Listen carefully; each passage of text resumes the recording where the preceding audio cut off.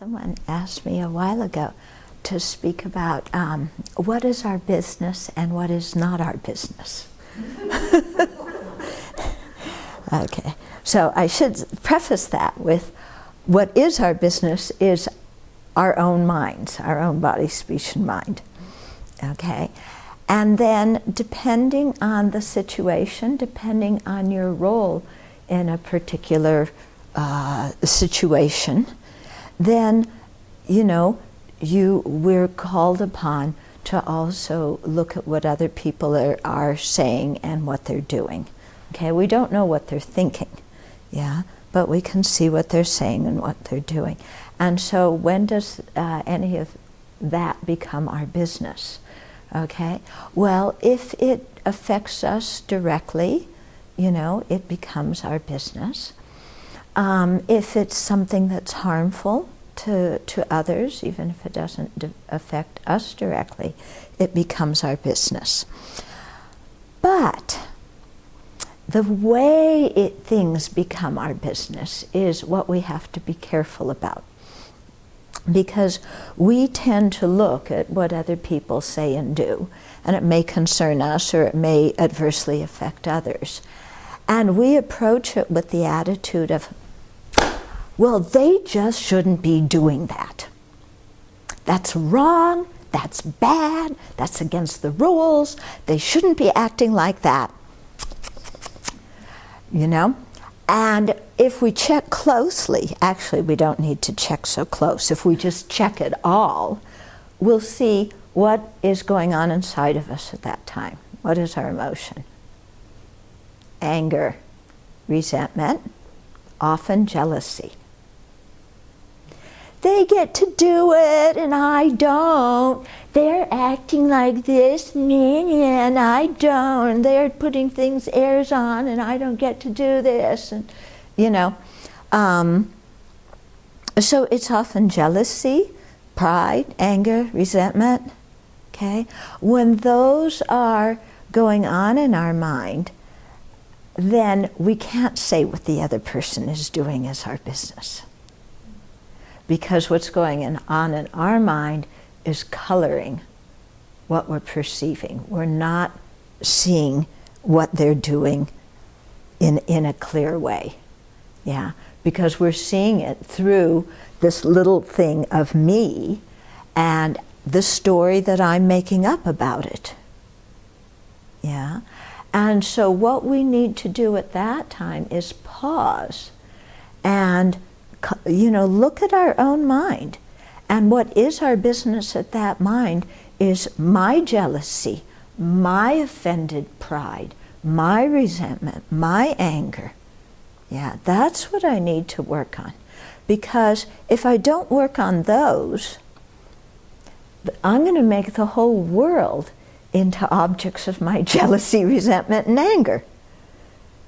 And I'm going to spend my whole life commenting on other people's behavior, making myself miserable, making others miserable, not accomplishing much, and creating a ton of negative karma. Okay? So we really have to watch our own mind in these situations. Now, sometimes there's a situation where our mind is acting up and we are responding and there's afflictions present. But we can see that aside from that, or in addition to that, there is something that is potentially damaging going on. In that case, we need to really calm our own mind and check again, what's coming from us and what's coming from the other person. And then we might need to go and talk with the other person or talk with somebody else. But when we do so, we need to do it without putting our interpretation of what other people are saying and doing when we're describing it. So instead of going and saying to that person or to somebody else, oh, so-and-so just thinks that they're the king of the world and they're just so bossy and they're going around doing this and they don't have to follow any of the rules because they think they're special. Okay, that's giving our opinion about somebody else's mental state, isn't it? which we don't know.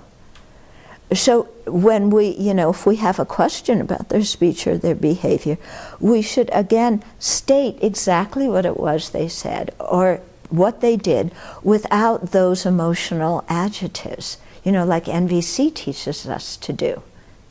Just state the situation. So-and-so came into their room, they said this, I have concerns about what they possibly could have meant. Yeah, that's very different than, interpreting why they did something and blaming them and so on and so forth. That is coming from our own jealousy and arrogance. Okay? That becoming clear? Yeah? So, sometimes we go to one extreme and we don't say things that we should say. We don't point out things that we should point out because we're so afraid of, saying, oh, it's just my affliction, so we don't say things. That's one extreme that is not beneficial. Yeah? We even see how unbeneficial it is in the Bhikshuni precepts. If you know somebody committed a parajika and you don't say anything, you commit a parajika. It's something serious, not speaking up about something like that. But then often we go to the other extreme and we say, okay, well then I should speak up about anything, and we don't watch our interpretation and our mind, and it just comes out as all of our judgment and, our judgments about other people, which are not fair at all and which can really instigate a lot of arguments. Okay, so here too, the famous elusive middle way between, commenting about everything people do and keeping our mouth closed in situations that really do need to be commented.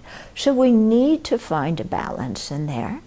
And in doing so, it's always important to check what's going on in my mind. Yeah? And to make sure that we're not the ones creating a problem where there isn't a problem.